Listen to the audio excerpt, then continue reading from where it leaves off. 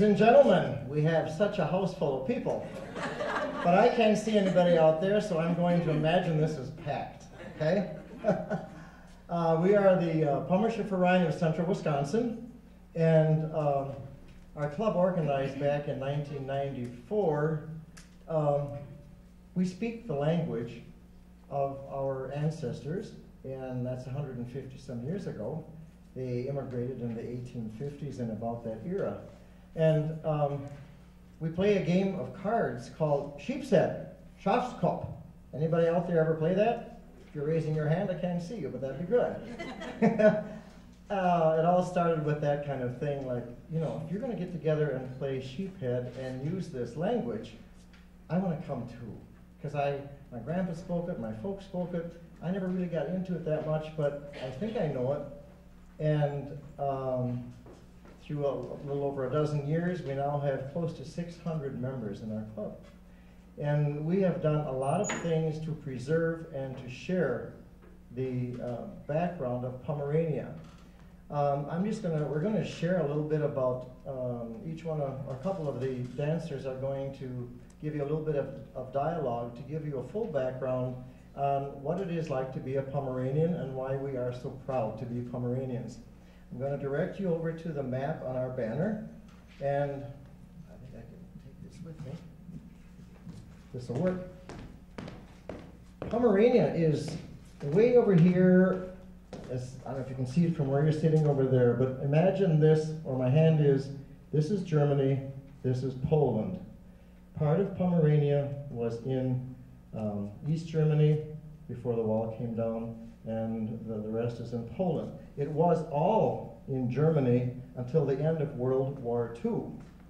As a result of that, Pomerania was lost to Poland, and the rest of the other part went to Germany. Then we had the East and West Germany, and so on. So our homeland is basically gone as far as Pomerania is concerned. The Germans were driven out by the Russians and the Poles, and the Pomeranians scattered to many different parts of the world. Until we started doing our background, we were thinking that maybe the Pomeranians just came here to central Wisconsin. And through the years, we've learned that no, they have immigrated to Australia and Brazil and other parts of the world, which is kind of fascinating to us. But we have a large population here. You will probably remember that Wisconsin became a state in the year 1848. And it was at that time land was being made available because the state was just developed. And a man from Wausau, August Pickbush, was one of the first people here. And he was a promoter of letting the people know in Pomerania that this might be an opportunity to start a new life.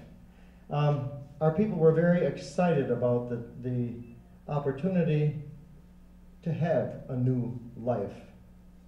Things were not easy in Pomerania. One of the big problems we had was potato blight. Potato was the main food. Food was so scarce. Land was very scarce, and they lost their freedom of religion, and the fact that the king of Prussia wanted to have all religion into one denomination. Our Pomeranian ancestors felt there was a lot of, well, let's say they had a real value for the denomination that they had. They were basically Lutheran, and so if you are a Pomeranian and you came from, immigrated in those years, your ancestors were probably Lutheran in denomination. However, there was another sect of Catholic Pomeranians, and they settled at the Marathon City area, town of Kassel, and through there. So again, Pomeranians were very, very heavy, and we came by the thousands. Most of our ancestors came in the 1850s and settled here in Marathon County, and I think in about 1900, close to 80 to 90% of the population in Marathon County was of Pomeranian descent. We have so much to be proud of just because we are Pomeranian, and what we want to do tonight is to actually build an appreciation to all of you that no matter what your background is, explore it, research it, and build that pride that everyone should take in their roots. I think you've heard enough from me. I'm going to call on Kay, and Kay's going to talk to you a little bit about the what our club does as far as why are we organized, what do we do, research, all that kind of thing. Thank you. Good evening, guten Abend. Our club is designed not only for fellowship, but also to preserve our traditions and customs and our language. We have had a radio show, maybe some of you heard Pummer Life. We thought it would run for a few weeks. It ran for close to 2 years, and we treated a variety of things. We want to preserve our language, of course. Right now there's a class going on. You'll hear a little more about that later. We do traveling to our homeland. You're also going to hear about that. We have tried to reenact some of our customs. I know at one time we were talking about when Grandpa used to walk from Wausau to Stevens Point to the flour mill to get the wheat ground into flour and carry it home on his back. We had a flour sack walk just to see what that felt like. We didn't carry 50-pound bags of flour, but we did walk from Wausau to Stevens Point. We had a sag wagon, but we made it. We have, as I said, our dance group. We have a chorus. We have frequent activities. We meet 4 times a year as a group, and we get a very good turnout considering our members are spread out throughout the world. We probably have around 150 to 200 at all of our meetings, which is really very good. And we do a lot of things together. You're going to be hearing about our dress and our music and some of the things that we do from some of the other members. But we're very proud to be Pummerns and that our ancestors came here. We know what they went through, and we're proud of it. And we just like to preserve what we can of our ancestors. Thanks, Kate. We're going to do a dance for you called the Vadmal. Part of our culture study is to preserve some of the dances that were done by our ancestors, and I think other cultures do the same thing. And we have brought dances back from Pomerania, and this one is a Vadmal, and a Vadmal is a weaving loom. So the dancers are going to become a weaving loom, and there's going to be like 4 steps. They're going to thread the loom, first of all, and then they're going to weave it, and they're going to stretch it, and they're going to wind up into a ball and unwind again. So there'll be threading, weaving, stretching, and winding. See if you can pick out the 4 parts.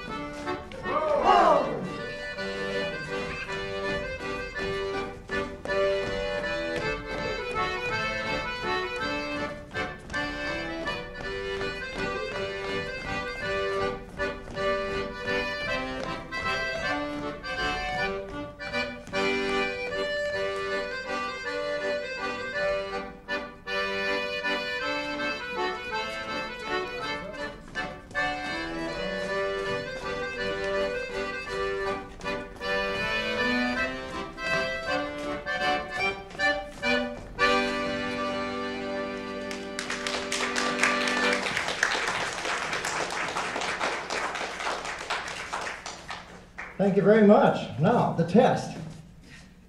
What was the first thing? Threading, thank you. What was second? Weaving. Third? Stretching, yes. And then fourth? And then again, very good. Give yourself a hand. You're doing so well. I wanted to tell you when I was here about our banner, our logo here. Again, most of our ancestors were farmers, and so we have the symbol of the plow. They came to this area, Marathon County, Marathon and Lincoln County, because the land here is so identical to the land in Pomerania. The same kind of trees, the same kind of flowers, phlox, daisies, all these kinds of things that Grandma had. They found that when they were here. I mentioned to you about the church, so that's part of our local that we are so very proud of. Again, this whole area had many big white pines. And the white pine was the tree used to build these big, beautiful barns that the Pomeranians used, the big dairy barns. And the white pine was the perfect lumber for that. And this area was just filled with that. So the evergreen, or the pine tree, is part of our logo as well. And then we have the Greif. The Greif is half lion and half eagle. That's to show our swiftness and our strength. Okay? Sue's going to talk to you a little bit about our trough. So you're probably wondering, why do they wear these color clothes? And she can talk about that. Thank you, Dwayne. The clothing that we are wearing is called Tracht, T-R-A-C-H-T.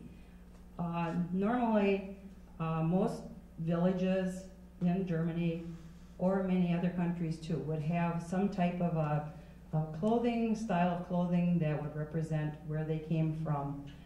And so when we formed our group, we decided that we wanted to have some type of clothing that represented an agricultural area.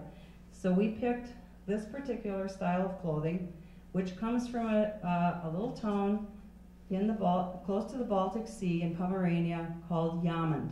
It is no longer in existence. It has eroded, and the land has fallen into the Baltic Sea. We are very proud of this clothing. It is very distinctive, very showy. We've enjoyed wearing it. You are looking at something that, as far as I know of, we are the only group in the United States that is wearing this particular style of clothing. I've seen a few people from Germany, not very many. We had a very hard time getting a hold of the fabric for this, in order to make this tracht. At one time, about 1997, I believe, when we first started with the group, we were able to go on a tour to Germany, and were connected with one particular lady who was able to find a little factory that was able to weave this cloth for us. At the time, I think we paid about, $60 a yard for this. We've reordered it. It's about $100 a yard now. Very, very, very expensive. This clothing, everything you're seeing is very authentic down to the hooks, eyes, buttons. There's no zippers there, which drives a lot of the people crazy, but that's the way it is. We've had a really good time, like I said, wearing this. It's very warm. We've sweated in this clothing. We've danced, we've jumped up and down, we've done everything with it, and I've really enjoyed wearing it. The other thing that you will notice is that we are all wearing, most of the ladies are wearing some type of jewelry that is made of amber. Amber is also a very, very popular type of jewelry in the Baltic Sea area. It's pine resin that has probably fallen into the sea and has solidified. You're noticing different types of colors in the amber, which has become popular in the last few years. Otherwise, it was normally this real amber color that was used. I don't think I have anything else. Do you have anything else? I would like to say one thing if you'd stay right here. I'm going to get kind of bold. Go for it. I just wanted to mention the colors in the talk. All the fabric, the colors, you can't really see that from in the audience, but the colors in this are the main colors on the bosom here. And we have the blue for the Baltic Sea. We have the black for the showing the plow and also the stability of the church. We have the green for the evergreen. We have the gold, which is the rising sun. And this is on a bed of blue, which is the Baltic Sea. So I just thought I'd mention that because that's so impressive about why we're dressed the way we are. Thank you, sir. We're going to do a Pomeranian dance now called Put Yenter. And the Pomeranians do have a lot of energy. They don't just do like the Vadmal. They do have another one. And this is a truly Pomeranian song, the Put Yenter.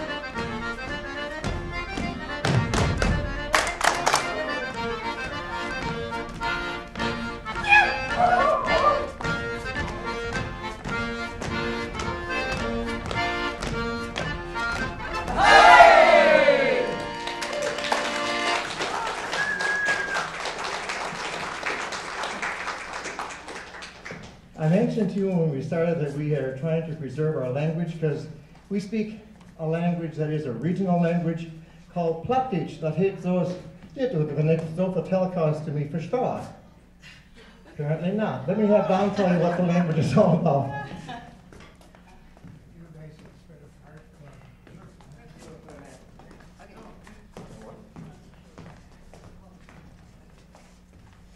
Goedenavond, Lude. Begeti dat avond. Begeti je dat al avond. Means how are you doing tonight? And you have to say, dat geht me goud. Can you do that? Okay. That geht me goud. Okay, it's going good with me too. I'm going to, if I don't do anything else tonight, I'm going to try to explain what is the difference between Low German and High German. Low German goes back to old Germany. Before it was Germany, in 1971 it became Germany. Before that, they were all separate states, actually little kingdoms. And you see that black, heavy black line down the middle of the map there? Everything above that was the Dutch, German, Baltic type of German. Everything below that was the southern or the upper because of the mountains, Bavaria and so forth. So, East Middle German, right below that black line, Thuringian, and in that area is where Martin Luther lived, and he translated the Bible and into his language, which was East Middle German.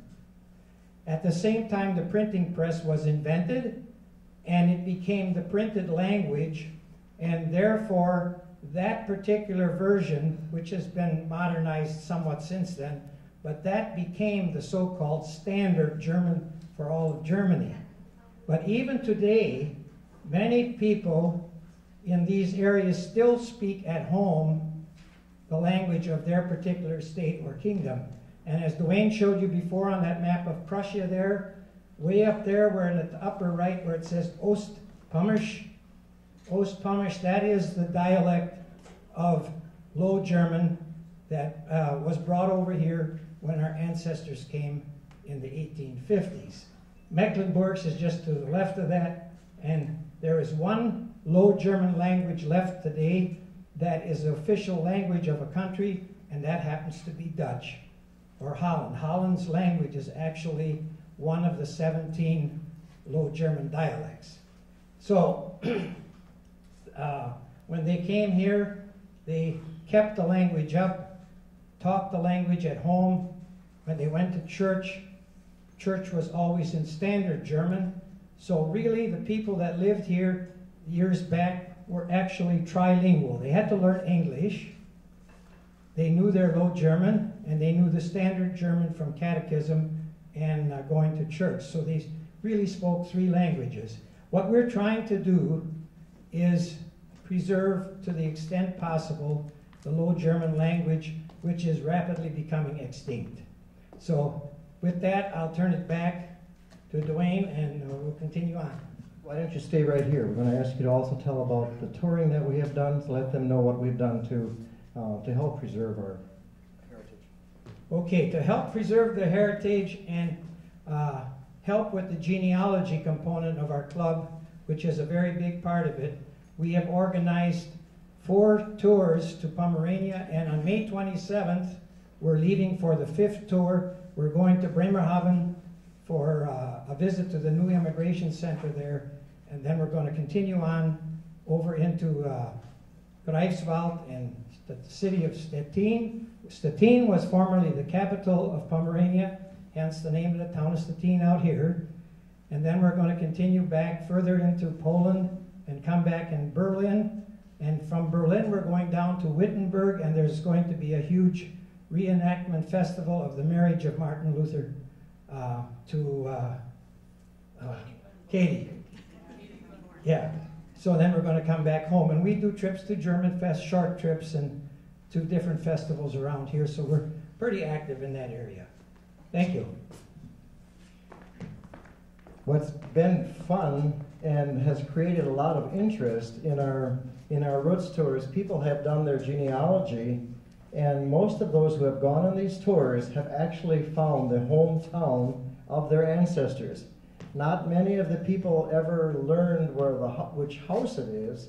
You're very fortunate. There is a book or 2 out that will give the name, the family surname of certain villages, and if you ever find one of those, that's great. But you need to remember that all the German records, church records and so on, were basically thought of to be destroyed.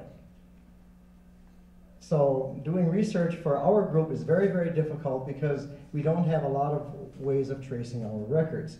The cemeteries, for example, if they're in the rural area, you will find them in a wooded area now, and you will find the gravestones among the trees.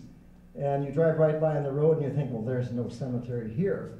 Whereas the larger cities, proclamation was made at the end of World War II, 1945, that the graves had to be left for 30 years. So in 1980, they were bulldozed down, and now the graves are being used over again. But that's how it is with our background. So again, our research takes a lot of work, but it is so exciting. Well, when you get into the church that your great-grandpa rang the bell, nothing feels like that does. And you can't share that, you have to feel that yourself. No matter who you are, what your background is, put it in your life schedule to go back to your homeland and see if you can experience that feeling. That's really great. We're going to do another dance for you, and this one is called the Klepp dance. And this is a very traditional one. We learned this dance as we were accompanying our parents to weddings and so on at the neighborhood dance halls. That's what we did when we were kids. There was a dance every Sunday night, and we all enjoyed doing the dances. And this is one, when you see it, you'll say, oh, that. I remember doing that as a kid myself.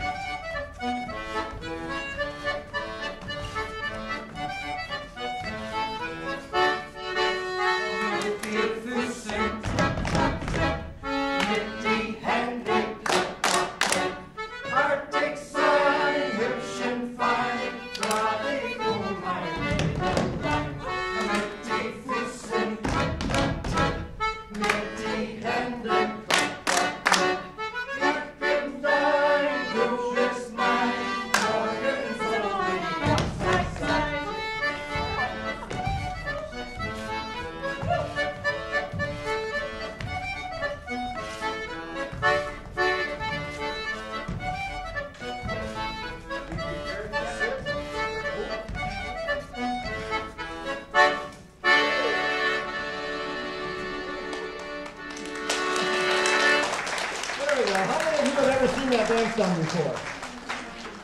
Okay, we don't have that many Pomeranians in the group, just a couple right down here in front. Oh, this is a good one. Our beer drinking song. Prost, prost, prost, nu gick det värdelöst. Wenn ich ein Herr kast och ein Herr wenn ich ni säg kast och ni säg då prost, prost, prost, nu gick det värdelöst. Prost! You're saying, what in all the world was that about? Let me tell you in English. And you all know what Prost is. That's a toast, a toast, a toast. Well, let's back up a bit. Everybody thinks of Germany as being Lederhosen and Dirndl dresses, Bavaria, Munich, the beer halls, right? Because the Germans are so well known for the good beer that they produce. Beer is a very important staple food of the Germans and Americans as well. So in Bavaria, they sing Ein Prosit, der Gemütlichkeit. You all know that one, right? Some of you. Okay. Well, the Pomeranians have their own, and we just sang it for you. And what it says is Prost, Prost, Prost. It's a toast, a toast, a toast. Nu geht dat värdelöst. Now it's going to start all over again. Wenn ich ein have, when I have one, kannst du auch ein haben. Then you can have one too. And wenn ich nichts sage, if I don't say anything, darfst du auch nichts sagen. Then you can't tell anybody either. So let's have another one. It's Prost, Prost, Prost. Let's try it one more time.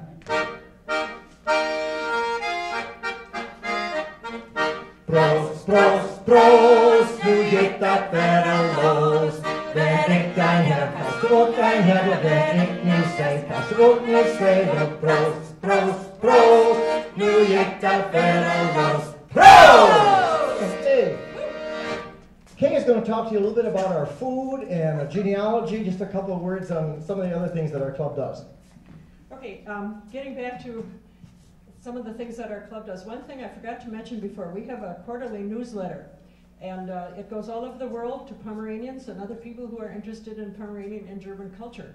One of the things that's in our newsletter, besides genealogy and what we're doing, is a recipe or two. And you know, food is very important to culture. It's one of the first things we say. I used to teach language classes, and the kids would say, oh good, when are we going to have some food? And of course, it's very important because it is part of culture. Now, as mentioned before, potatoes were a staple. I think that Pomeranians and Germans in general can cook potatoes a bazillion ways. And everybody has their own recipe. Everybody's mom handed it down. And a while back, someone got the idea that wouldn't it be nice if we had a cookbook? And we do have a cookbook called Recipes from Pomeran Cooks. And you know, at the time, I must confess, I thought what the world needs is another cookbook. But we ordered 600 and they were gone within a couple months. Then we have just recently gotten our cookbook reprinted, so we do have a supply. We have a library out in the Berlin Center, and you can find out from one of us later if you're interested, if you want to go there and do some research. And also our cookbooks are available at the library and through some of our members and through our newsletter. The cookbook has something like 600 recipes or something. It's a really big cookbook. And it has a lot of traditional Pomeranian and German recipes. If you want roast goose, or if you want to really get Pomeranian, you can have roast goose blood soup. So whatever your tastes are. We don't eat just sauerkraut. We eat lots of things and lots of good things. And you must remember, because this country is so close to what it was in Pomerania, there are lots of recipes for strawberries and blueberries and things that grew there. And we're still using the recipes. Thanks. Thank you, Kay. She just touched one little moment here on the library. You have no idea, maybe you do have an idea, but to us it's just very, very precious to actually have a home for the things that we are gathering and collecting to preserve our background. Up till a couple of years ago, people collected things and everybody had things in their home. And really, if anybody wanted to have access to it, you really didn't know what there was because it was scattered all over. We have learned so much about our background. Like I said, 10, 15 years ago, we thought we were all just Germans with lederhosen and dirndl dresses. So it's very exciting for us. And I think the fact that we have nearly 600 members, and how far does the mailing go? How many copies do you mail out, Don? We mail out about close to 500. Okay. So they go, they go to different parts of the world, not just in the United States. And that's kind of fascinating. And I think if you do your own background, you will find that same kind of thing. The library is part of, I'll tell you where it is. It's about 12 miles northwest of Wausau, and it's in the center of the town of Berlin. The town of Berlin had a 6-room school that was part of the Wausau School District, and then the school district consolidated and closed the school. So our township purchased the building as a community center, and the Pomeran Verein of Central Wisconsin has one of the rooms as their library. What a treasure. We have been performing in Germanfest in Milwaukee and throughout the Midwest and through the States and so on for a lot of ethnic festivals and for a lot of other festivals as well. A couple of years ago, we were the selected group to in the Trachten Show. That's a costume. I don't like calling this a costume because it's not a costume, it's the Tracht. It's the clothing of your ancestry. Milwaukee at the German Fest does a show, and all the different parts of Germany have an opportunity to show off their dress and give an explanation of why they are wearing what they wear. We were the selected group about 3 years ago, and what an honor to do that. I guess it was 3 years ago. We were invited by the mayor of New York City to perform in the Von Steuben Parade. Now that is a real feather in our hat. We think this is just one of the greatest honors we have ever experienced. We were picked up with limousines, given flowers, hosted at the banquet, and featured in the parade. Many photos were taken of us because this costume, as Sue mentioned, has not been seen throughout the United States. And we were so honored. And in 2009, we're going to Philadelphia because when we were in New York, they said, "You are ours next." So we didn't think, a couple of years back when we just kind of organized, we had no idea what our calling would be. And we are just very, very proud of that because, wow, what experiences we've been given. And you can have that with yours if you just have the initiative to do some of that background work. I could talk a long time about immigration, but we're going to leave about 15 minutes for questions and answers as requested on the program. So start thinking of some of the questions you have, and maybe we can talk more about immigration. Music. We also have a choir, a director choir of about 35 voices. This group is really good. They sing 3 languages: High German, Plattdeutsch, and English. And we have a summer picnic every year. As one of them mentioned, we only meet 4 times a year. And maybe that's why we have such a big membership, because it's not that large of a commitment. But in those 4 meetings, we have such great attendance because people are just searching for more about their background. You know, I can't even stress that as much as I'd like to. It's just there. It's just a pull. There's something about your roots that pulls in your heart that only you can feel for yourself. Anyway, in doing the music, we do a summer picnic. And with that, we have a church service, and it's done in English and then in German, back and forth, so that we can get to hear the language again. We probably will never, ever speak that language as a daily dialogue, but and it's not a dialogue, it's a regional language. We probably will never go back to that, but it is so important to hang on to that which we have and get it preserved. One of the things and I'll get back to that a little bit after we do our next dance. We're going to do a song, this is called the Sauerlander Quadrille. I remind you of the children's story when at the stroke of midnight, wooden figurines come to life. You've all seen like a cuckoo clock, and you've seen these wooden figurines on the side. You're going to try and imagine these people being these wooden figurines. And the only thing that is supposed to move are their joints. So watch as we do the Sauerlander Quadrille.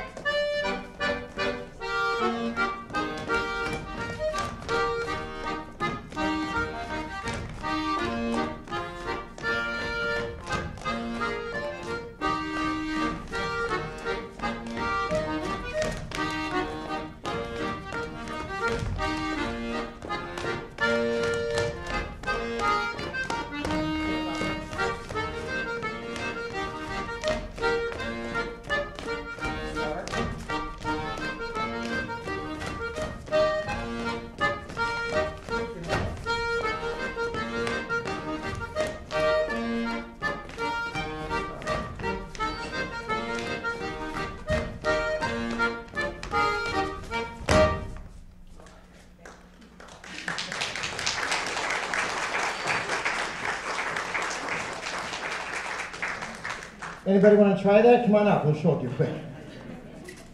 Anyway, we had fun doing all these different kinds of dances, and you're probably saying, why did they do these dances to begin with? Remember, there wasn't television years ago, and because of the mountains, the TV waves, radio waves, and so on, didn't cross the height of the mountains, so they entertained each other. A lot of our families got together and played cards. We had birthday parties. Everybody's birthday, the whole neighborhood got together and they played cards. Shaskal, sheephead. And what fun that was. People really got to know who their neighbors were. Today's society has changed that quite a bit. I think we've lost something, but we've gained some things in other ways too. With the technology that we have, with the web and so on, doing genealogy, all these things have been such a plus. And we can talk to people across the world and share some of these things. Otherwise, what we knew or know would not get shared with those across the world and vice versa. So that part's been good. We'd like to demonstrate to you how we sing and what our language sounds like. I gave everybody a song sheet, so if they can find those in their pocket. We are the only, I shouldn't say the only, we were the first ethnic group to translate our state song into our language, and it's in the archives in Madison. And you all know On Wisconsin, so you can sing with us on the first verse, and then we'll sing the second verse in plot. Here we go.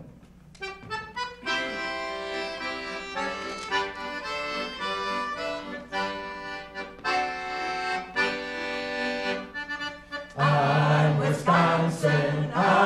Wisconsin, grand old Badger State. We are loyal sons and daughters, hail be good and great. On Wisconsin, master of the right. Forward is our motto, God gives us the might. Oh, Wisconsin, thou Tochter Land. Wie die alte Horsen Kingel, all die Gauren Krot. Oh, Wisconsin, Meister zu dem Recht. Fair uns Motto, Gott gibt uns das Macht. Yeah! How about that, huh? I'd like to ask, I'm going to get out here if we can get onto the lights a little bit. Anybody out here doing On Wisconsin in your own ethnic background? No. Try it. It's fun. It's just worth it. Give it a try. I know you like that one so much, so we're going to do another one for you. And this is a song that I think most of you know. It's quite common. I'm not going to give the title, and I think you're going to recognize it once we get into it, because you're going to know the words in English, and you can translate those in your mind as we sing them to you in plot.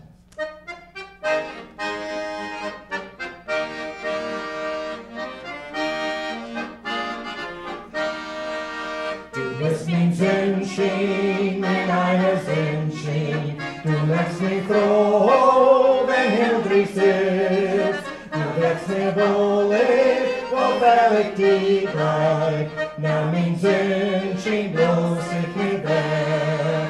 Die eine Nacht lieb, als ich geschlafen, ich bring dich die in mein Arm.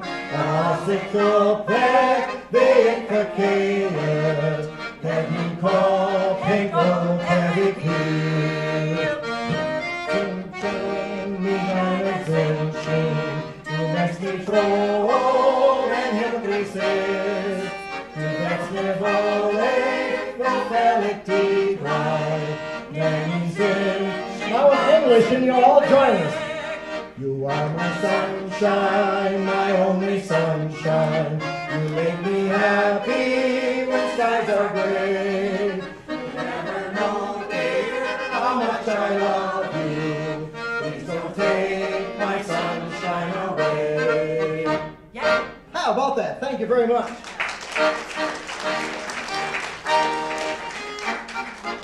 If you only had a beer. Prost, prost, prost, nu gick dat värdelöst.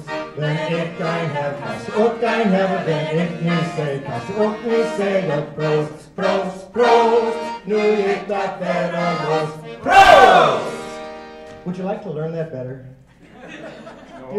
The smile on your face is, boy, I wish I knew that song. Let's just take another minute and teach it to you. Can you all say prost, prost, prost? Here we go. Prost, prost, prost. Here's the next line. Nu gick dat värdelöst. Nu gick dat värdelöst. Let's just do it that far. Prost, prost, prost. Nu gick dat värdelöst. Wenn ich ein have, kannst du auch ein have. Kannst du auch ein have. That's it. And the rest is prost, prost, prost. Nu gick dat värdelöst. Let's try it. Here we go. Prost, prost, prost. Nu gick dat värdelöst. Wenn ich ein have, kannst du auch ein have. Wenn ich nicht say, kannst du auch nicht say. Prost, prost, prost. Nu gick dat värdelöst. Prost! Hey, I can hear it. I can hear it from there. It's coming. It's coming. We're going to do it one more time, and I think you'll have it. Prost, prost, prost. Nu gick dat värdelöst. Wenn ich ein have, kannst du auch ein have. Wenn ich nicht say, kannst du auch nicht say. Prost, prost, prost. Nu gick dat värdelöst. Prost! Thank you so much. Now we're ready for questions and answers. We've got about 10 minutes. About that. So, shout out. Yes, there's a question. Has your organization got any connections to the brick building on the corner of 3rd Avenue and Garfield? I think, Don, you know more about that. Why don't you speak on that? You're talking about the Deutscher Arbeiterunterstützungsverein. The German Workers' Support Society. They used to call it Benevolence, and they had meetings there. It was on the corner of Garfield there, and that is a historical building in the city of Wausau. They just disbanded about 2 years ago, and the secretary and the treasurer was at our History and Heritage Day and donated to our club library their minutes of their entire history, and all their official documents are in storage in our library. The minutes from the 1860s were all written in German up until 1926. In 1926, the minutes become English. But that's what it was a help society. There wasn't Social Security then. They didn't have that, so people got together and put money in a kitty, so if you died, there was some money there. If you went to the hospital, there was some little money there, that kind of thing. No connection. Any other questions? No connection. This is very informal. Please speak up. This is not like a group thing where you have to be careful what you ask. Just, if you have any questions about this at all, please ask. How many of you have ever heard of Pomeranian before? Oh, all those hands went up. That's pretty good. All right, what's with the dog? Is that really? Oh, the dog, the Pomeranian dog. A very common question. No, the dog has nothing to do with us. But we like dogs. And we like all kinds of dogs, but I don't know of any Pomeranian who has a Pomeranian dog, though.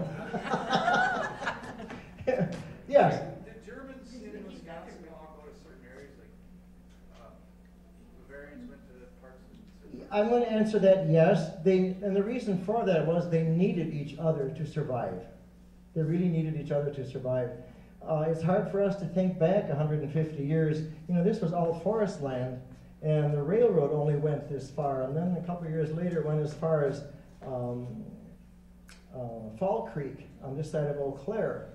Like, for example, I'm just mentioning that is our Don's my brother, a great-grandfather immigrated in 1856. He had 4 sisters. And they all settled in the Fall Creek area because that's as far as the train went. And land was $1.25 an acre. I mean, they didn't have any money to begin with. The immigration was very, very tough. They went to Bremerhaven to get onto the boat. Ours came on the Shakespeare. It was a sail ship, and they traveled 6 to 8 weeks. The stories we have heard of that can go on for, we hear many stories about this, and they're all very interesting.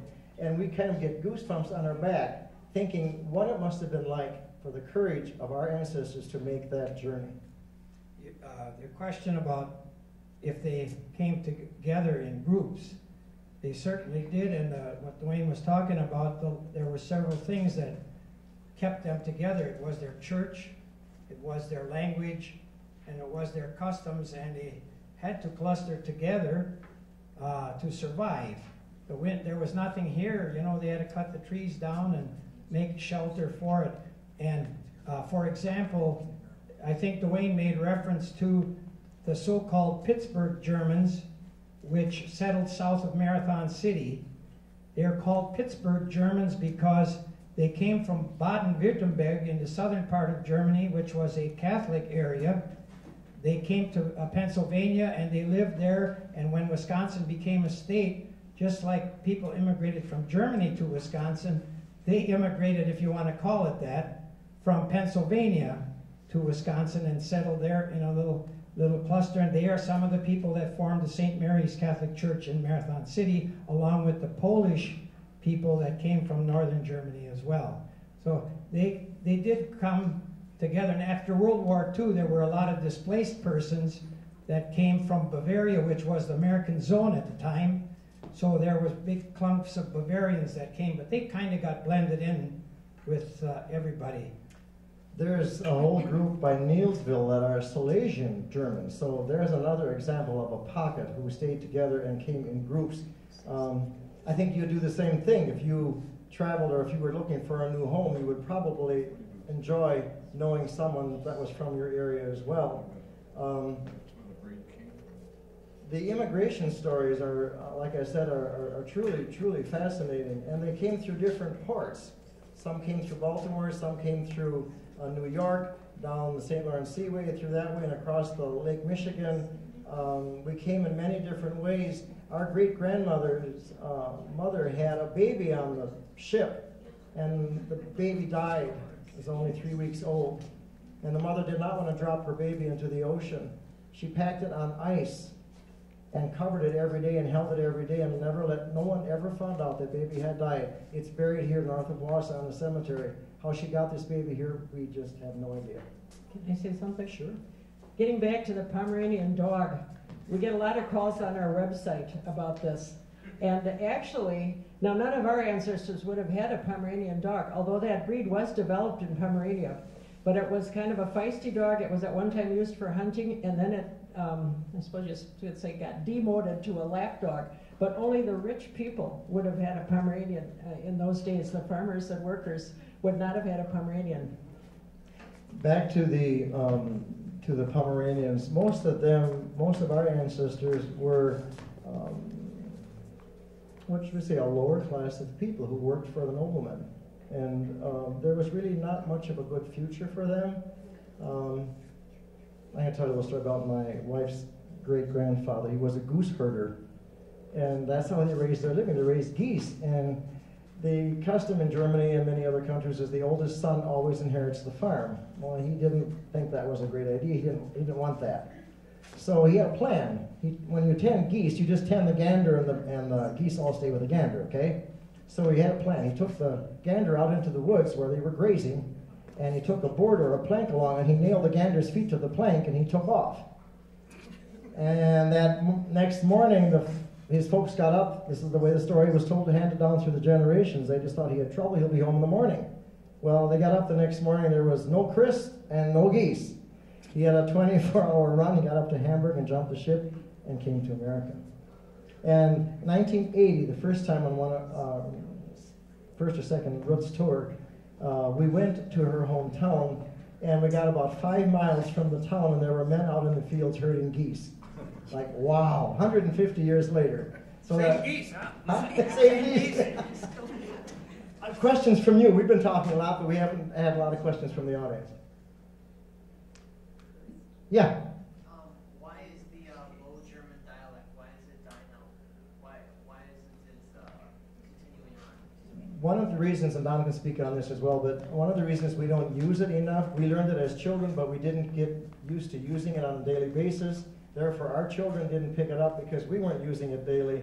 And they know words, they know sentences, but you need to use a language in order for it to be fluent that you can speak it. What about back in Germany though? Is it used at all in northern Germany? Well, there's, that map is gone, but the part that is Germany today, Schleswig-Holstein, they are using the dialect to a certain extent there yet. In fact, they're even passing laws. Yeah, there where it says Lower Saxony, and then Hamburg is above that, and then where it goes up towards Denmark, that is Schleswig-Holstein. That's very heavy Low German area. But think about what happened in Pomerania in 1945, in the spring of 1945. Every single living human being that spoke German was physically expelled from the area. And so they went to all different parts of the world, and maybe some of the Asian people here can attest to some of this. They went to West Germany, they went to the United States, as Dwayne said before, they went to Australia and Brazil. So the younger generation then began to assimilate the language of where they were currently living, and the language that had been back there wasn't spoken there anymore because that was populated by Polish-speaking people. So it just got dissipated. In fact, the University of Bielefeld in Germany did a study, and I don't know if it's accurate or not, but they've determined that Marathon and Lincoln counties have the highest concentration of Ostpommisch speakers left in the world today, are right here in this 30-mile area, and probably this generation you're looking at is probably the last ones that are going to have that. Our immigrants were very careful in not leaving a record to be traced because young men were obligated to the military from the age of 15 until they were 35. So that was quite an obligation. So on your boat records, the passenger lists, you will find one name at the top and then 25 lines of ditto marks. So it's very difficult for us to trace our ancestors for that very reason, because and a lot of the spellings of the names were changed for that very reason, so that they couldn't be traced. So they had to be very, very careful, and let's face it, they wanted to forget about that because they broke away from there, and they needed to start over in America. And we are so happy they did, because that would have been our home had they not taken that step. It's 8 o'clock. We have to go. Thank you. Thank you very much. Appreciate it.